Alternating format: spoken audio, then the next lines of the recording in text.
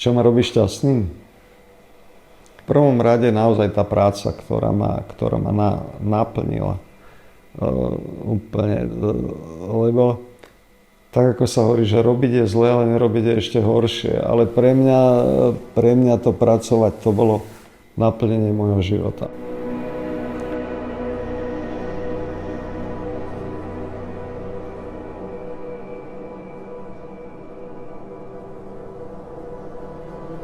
Do úrazu som bol veľmi aktívny, pracoval som vo veľkej stavebnej firme, kde stále bolo treba niečo robiť, stále som bol v jednom kole a po úraze som naraz po ukončení rehabilitácie ostal bez práce. No a po roku 89, keď sa otvorili možnosti podnikať, tak ma oslovil jeden priateľ, že či by sme nezaložili distribúciu časopisov a tým sme vlastne začali naše podnikanie. Behom pár rokov sme sa stali najväčším distribútorom detských časopisov na Slovensku, že zákazníci sú s nami veľmi spokojní a túto pozíciu sme si nejak vydobili, pretože naši pracovníci sú vždy ústretoví. Dobre. Tuto pozrieme dievčatá. Prosím? Dobre.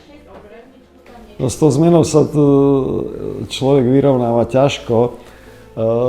Ja hovorím, že ak ste po úraze postihnutí, takže zmieriť sa s tým nedá, ale dá sa na to nejak zvyknúť. A ja som našťastie taká povaha, že rád prekonávam prekážky, ale rád sa s nimi vyrovnávam a veľmi mi pomohla samozrejme rodina v tomto. Utrpel som zlomeninu krčnej chrbtice, sedel som ako spolujazdec asi vedľa zlého šoféra, ktorý dostal v zákrute šmík a narazil do protiidúceho nákladného auta. Nikomu sa nič nestalo, ani som nemal pomaly odreninu, ani zlomeninu končatín, ale utrhlo sa so mnou sedadlo, narazil som hlavou do čelného skla a zlomil som si krčnú chrbticu.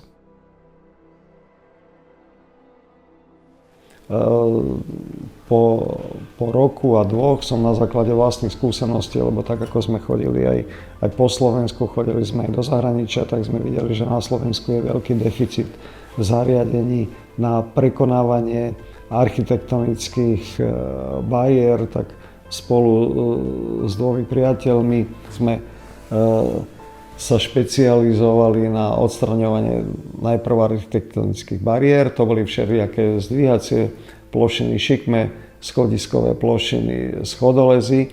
Potom pre seniorov to sú stoličkové výťahy. To je pre ľudí, ktorí majú síce obmedzený pohyb, ale ešte vedia prejsť nejaký kúštik a to je vlastne kreslo, ktoré sa pohybuje po nejakej dráhe ponad schody.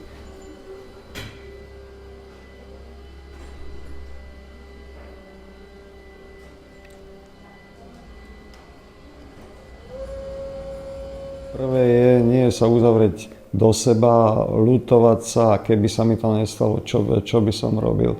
Treba vždy uvažovať dopredu, to čo bolo, na to samozrejme spomínate stále, ale treba uvažovať, čo ďalej. Viete, v minulosti som bol športovec, dokonca som bol vo vrcholovom stredisku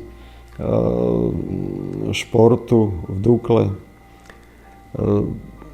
Čiže tomu športu som ostal verný, aspoň tak, že ho sledujem. A ešte aj to mi robí dobre, že stále si robím plány do budúcnosti, čo budem robiť. Aj keď už mám teda pomerne vysoký vek a možno, že už by som nemal toľko plánovať, ale čo sa mi z toho podarí zrealizovať, sa mi podarí, čo sa mi nepodarí, sa nepodarí, ale život ide ďalej.